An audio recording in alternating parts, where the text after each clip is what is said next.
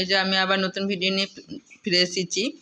আমরা যেদিন গেছি তারপর দিনে ওই হোটেলেই আমরা সকালে টিফিন করছি। এই যে টিফিন দিয়েছে, বুকে সিস্টেম করেছে,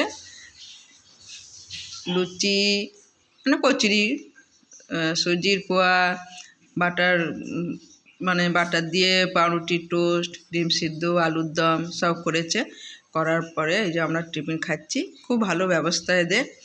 টিফিন খেয়ে এবার আমরা আবার বেরোবো। আলুর দম এটা সুজি পোয়া করেছে, তা আমরা আবার বেরোবো অন্য জায়গায়।